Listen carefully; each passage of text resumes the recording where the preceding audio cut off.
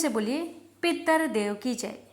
प्यारे भक्तों, आज आप सभी श्रवण करेंगे सर्व पितृ अमावस की व्रत कथा।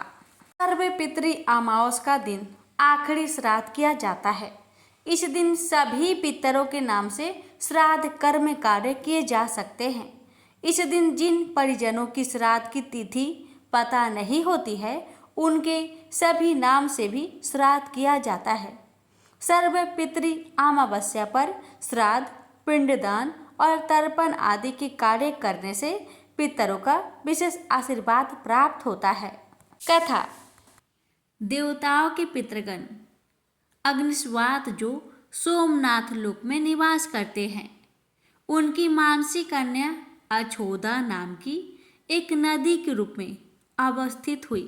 मत्स्य पुराण में अछोद सरोवर और अछोदा नदी का जिक्र मिलता है, जो कि कश्मीर में स्थित है। एक बार अछोदा ने 1000 वर्ष तक तपस्या की, जिससे प्रसन्न होकर देवताओं के पितृगण अग्निस्वात और बृहस्पति अपने अन्य पितृगण अमावसु के साथ अछोदा को वरदान देने के लिए आश्विन अमावस्या के दिन उपस्थित हुए। उन्होंने अछोदा से कहा कि हे पुत्री, हम सभी तुम्हारी तपस्या से अति प्रसन्न हैं, इसलिए जो चाहो वर मांग लो। लेकिन अछोदा ने अपने पितरों की तरफ ध्यान नहीं दिया और वह अति तेजस्वी पितृ अमावसु को अपलक निहारती रही। पितरों के बार बार कहने पर उसने कहा, हे भगवान, क्या आप मुझे सचमुच वरदान देना चाहते हैं? इस पर तेजस्वी पितृ अमावसु ने कहा, हे अछोदा, वरदान पर तुम्हारा अधिकार सिद्ध है, इसलिए निसंकोच कहो। अछोदा ने कहा, भगवान, यदि आप मुझे वरदान देना ही चाहते हैं तो मैं तत्क्षण आपके साथ रमन कर आनंद लेना चाहती हूँ। अछोदा के इस तरह कहे जाने पर सभी पितृ क्रोधित हो गए।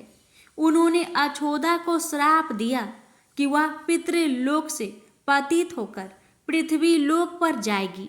पितरों के इस तरह श्राप दिए जाने पर अछोदा पितरों के पैरों में गिरकर रोने लगी। इस पर पितरों को दया आ गई। उन्होंने कहा कि अछोदा, तुम पतित योनि में श्राप मिलने के कारण मत्स्य कन्या के रूप में जन्म लोगी। पितरों ने आगे कहा कि भगवान ब्रह्मा के वंशज महर्षि पराशर तुम्हें पति के रूप में प्राप्त होंगे। तुम्हारे गर्भ से भगवान व्यास जन्म लेंगे। उसके उपरांत भी अन्य दिव्य वंशों में जन्म लेते हुए तुम श्राप मुक्त होकर पुनः पितृलोक में वापस आ जाओगी। पितरों के इस तरह कहे जाने पर अछोदा शांत हुई।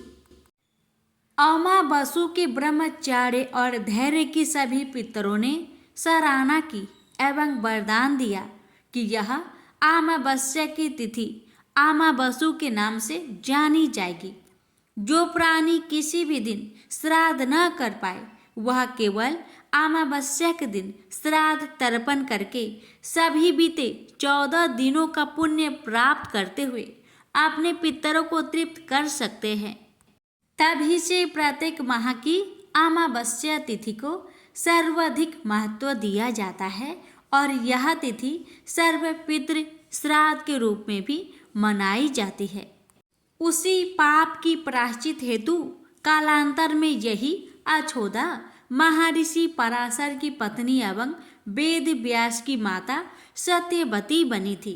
तत्पश्चात समुद्र के अंशभूत संतनु की पत्नी हुई और 2 पुत्र रांगद तथा विचित्र वीर्य को जन्म दिया था। इन्हीं के नाम से कलयुग में अष्टका श्राद्ध मनाया जाता है। प्रेम से बोलिए पितृ देवता की जय। एक दीन ब्राह्मण परिवार था, जिसमें पति पत्नी और उनकी एक छोटी पुत्री थी। उनका जीवन सामान्य चल रहा था। वर्ष बीतते गए और पुत्री भी धीरे धीरे बड़ी होने लगी। बढ़ती आयु के साथ उसमें स्त्रियों के गुण का भी विकास होने लगा था। वह अत्यंत ही सुंदर, सुशील और सर्वगुण संपन्न थी। लेकिन गरीब होने के कारण उसका विवाह नहीं हो पा रहा था।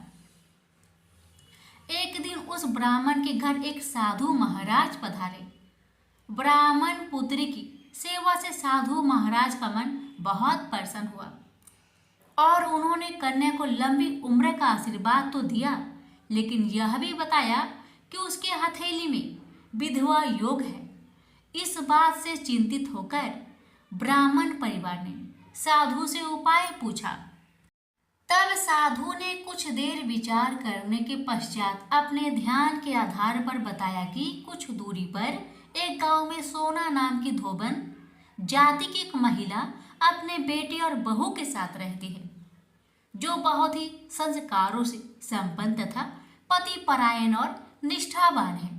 यदि यह कन्या उसकी सेवा करे और इसके विवाह में वह महिला अपनी मांग का सिंदूर लगा दे तो इस कन्या का विधवा योग मिट सकता है।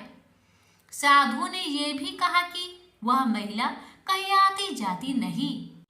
यह बात सुनकर ब्राह्मणी ने अपनी बेटी से धोबिन की सेवा करने की बात कही। अगले दिन कन्या प्रातःकाल उठकर सोना धोबिन के घर चली गई और फिर प्रतिदिन वह धोबिन के घर की साफ सफाई और अन्य सारे कार्य कर अपने घर वापस आ जाती थी। एक दिन सोना धोबिन अपने बहू से पूछती है कि तुम तो सवेरे उठकर सारे काम कर लेती हो और पता भी नहीं चलता। तब बहू ने कहा, माँ जी, मैंने तो सोचा कि आप ही प्रातः उठकर सारे काम खुद ही खत्म कर लेती हैं। मैं तो देर से उठती हूँ। इसके बाद दोनों सास बहू निगरानी करने लगी कि कौन है जो सवेरे ही घर का सारा काम करके चला जाता है। कई दिनों बाद धोबिन ने देखा कि एक कन्या प्रातः घर में आती है और सारे काम करने के बाद चली जाती है। जब वह जाने लगती तो सोना धोबिन उसके पैरों में गिर पड़ी और पूछने लगी कि वह कौन है जो इस प्रकार छुपकर उसके घर में काम करती है। तब कन्या ने साधु द्वारा कही गई सारी बात बताई। सोना धोबिन पति परायण थी, उसमें तेज था, इसलिए वह इस बात के लिए मान गई। सोना धोबिन के पति थोड़े अस्वस्थ थे, इसलिए उसने अपनी बहू से अपने लौट आने तक घर पर ही रहने को कहा। सोना धोबिन ने जैसे ही अपनी मांग का सिंदूर उस कन्या की मांग में लगाया, उसके पति की मृत्यु हो गई। थोड़े समय बाद उसे इस बात का पता चला। वह घर से निर्जल ही चल थी, यह सोचकर कि रास्ते में कहीं पीपल का पेड़ मिलेगा तो उसे भौरी देकर उसकी परिक्रमा करने के बाद ही जल ग्रहण करेगी। उस दिन अमावस्या थी। ब्राह्मण के घर मिले पुए पकवान की जगह उसने ईंट के टुकड़े से 108 बार भौरी देकर पीपल के पेड़ की 108 बार परिक्रमा की और उसके बाद जल ग्रहण किया। ऐसा करते ही उसका पति वापस जीवित हो गया। इसलिए माना जाता है कि इस दिन व्रत और आदि करने से पुण्य फल की प्राप्ति होती है। तुलसी से जुड़ी एक कथा बहुत प्रचलित है। श्रीमद् देवी भागवत पुराण में इनके अवतरण की दिव्य लीला कथा भी बनाई गई है। एक बार शिव ने अपने तेज को समुद्र में फेंक दिया था। उससे एक महातेजस्वी बालक ने जन्म लिया। यह बालक आगे चलकर जलंधर के नाम से पराक्रमी दैत्य राजा बना। इसकी राजधानी का नाम जलंधर नगरी था। दैत्यराज कालनेमी की कन्या वृंदा का विवाह जलंधर से हुआ। जलंधर महाराक्षस था। अपनी सत्ता के मद में चूर उसने माता लक्ष्मी की पाने की कामना से युद्ध किया, परंतु समुद्र से ही उत्पन्न होने के कारण माता लक्ष्मी ने उसे अपने भाई के रूप में स्वीकार किया। वहां से पराजित होकर वह देवी पार्वती को पाने की लालसा से कैलाश पर्वत पर गया।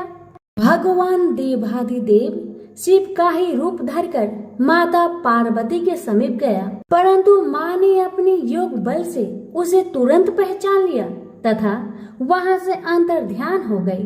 देवी पार्वती ने क्रोध होकर सारा वृत्तांत भगवान विष्णु को सुनाया। जालंधर की पत्नी वृंदा अत्यंत पतिव्रता स्त्री थी। उसी के पतिव्रत धर्म की शक्ति से जालंधर न तो मारा जाता था और न ही पराजित होता था। इसलिए जालंधर का नाश करने के लिए वृंदा के पतिव्रत धर्म को भंग करना बहुत जरूरी था। इसी कारण भगवान विष्णु ऋषि का वेश धारण करके वन में जा पहुंचे, जहां वृंदा अकेली भ्रमण कर रही थी। भगवान के साथ 2 मायावी राक्षस भी थे, जिन्हें देखकर वृंदा भयभीत हो गई। ऋषि ने वृंदा के सामने पल में दोनों को भस्म कर दिया। उनकी शक्ति देखकर वृंदा ने कैलाश पर्वत पर महादेव के साथ युद्ध कर रहे अपने पति जालंधर के बारे में पूछा। ऋषि ने अपने माया जाल से 2 बानर प्रकट किए। एक बानर के हाथ में जालंधर का सिर था तथा दूसरे के हाथ में धड़। अपने पति की यह दशा देखकर वृंदा मूर्छित होकर गिर पड़ी। होश में आने पर उन्होंने ऋषि रूपी भगवान से विनती की कि वह उसके पति को जीवित करे। भगवान ने अपनी माया से पुनः जालंधर का सिर धड़ से जोड़ दिया, परंतु स्वयं भी वह उसी शरीर में प्रवेश कर गए। वृंदा को इस छल का जरा भी आभास न हुआ। जालंधर बने भगवान के साथ वृंदा पतिव्रता का व्यवहार करने लगी, जिससे उसका अस्तित्व भंग हो गया। ऐसा होते ही वृंदा का पति जालंधर युद्ध में हार गया। इसी सारी लीला का जब वृंदा को पता चला तो उसने क्रोध होकर भगवान विष्णु को शीला होने का श्राप दे दिया तथा स्वयं सती हो गई। जहाँ वृंदा भस्म हुई वहां तुलसी का पौधा उगा। भगवान विष्णु ने वृंदा से कहा, हे वृंदा, तुम अपने अस्तित्व के कारण मुझे लक्ष्मी से भी अधिक प्रिय हो गई हो। अब तुम तुलसी के रूप में सदा मेरे साथ रहोगी। जो मनुष्य भी मेरे शालिग्राम रूप के साथ तुलसी का विवाह करेगा उसे इस लोक और परलोक में विपुल यश प्राप्त होगा। जिस घर में तुलसी होती है वहां यम के दूत भी असमय नहीं जा सकते। गंगा व नर्मदा के जल में स्नान तथा तुलसी का पूजन बराबर माना जाता है। चाहे मनुष्य कितना भी पापी क्यों न हो, मृत्यु के समय जिसके प्राण मंजरी रहित तुलसी और गंगा जल मुख में रखकर निकल जाते हैं, वह पापों से मुक्त होकर बैकुंठ धाम को प्राप्त होता है। जो मनुष्य तुलसी व आंवलों की छाया में अपने पितरों का श्राद्ध करता है, उसके पितर मोक्ष को प्राप्त हो जाते हैं। उसी दैत्य जालंधर की यह भूमि जालंधर नाम से विख्यात है। सती वृंदा का मंदिर मोहल्ला कोट किशनचंद में स्थित है। कहते हैं इस स्थान पर एक प्राचीन गुफा थी जो सीधी हरिद्वार तक जाती थी। सच्चे मन से 40 दिन तक सती वृंदा देवी के मंदिर में पूजा करने से सभी मनोरथ पूर्ण होते हैं। तो प्रेम से बोलिए तुलसी मैया की जय। एक बार गणेश जी ने पृथ्वी के मनुष्य की परीक्षा लेने का विचार किया। वे अपना रूप बदलकर पृथ्वी पर भ्रमण करने लगे। उन्होंने एक बालक का रूप बना लिया। एक हाथ में एक चम्मच में दूध ले लिया और दूसरे हाथ में एक चुटकी चावल ले लिए और गली गली घूमने लगे। साथ ही साथ आवाज लगाते चल रहे थे, कोई मेरे लिए खीर बना दे, कोई मेरे लिए खीर बना दे। कोई भी उन पर ध्यान नहीं दे रहा था, बल्कि लोग उन पर हंस रहे थे। वे लगातार एक गांव के बाद दूसरे गांव इसी तरह चक्कर लगाते हुए पुकारते रहे, पर कोई खीर बनाने के लिए तैयार नहीं था। सुबह से शाम हो गई, गणेश जी लगातार घूमते रहे। एक बुढ़िया थी, शाम के वक्त अपनी झोपड़ी के बाहर बैठी हुई थी। तभी गणेश जी वहां से पुकारते हुए निकले कि कोई मेरी खीर बना दे, कोई मेरी खीर बना दे। बुढ़िया बहुत कोमल हृदय वाली स्त्री थी। उसने कहा, बेटा मैं तेरी खीर बना देती हूँ। गणेश जी ने कहा, माई अपने घर में से दूध और चावल लेने के लिए बर्तन ले आओ। बुढ़िया एक कटोरी लेकर जब झोपड़ी के बाहर आई तो गणेश जी ने कहा, अपने घर का सबसे बड़ा बर्तन लेकर आओ। बुढ़िया को थोड़ी झुलझुलाहट हुई, पर उसने कहा, चलो बच्चे का मन रख लेती हूँ और अंदर जाकर वह अपने घर का सबसे बड़ा पतीला लेकर बाहर आई। गणेश जी ने चम्मच से पतीले में दूध उड़ेलना शुरू किया। तब बुढ़िया के आश्चर्य की सीमा न रही।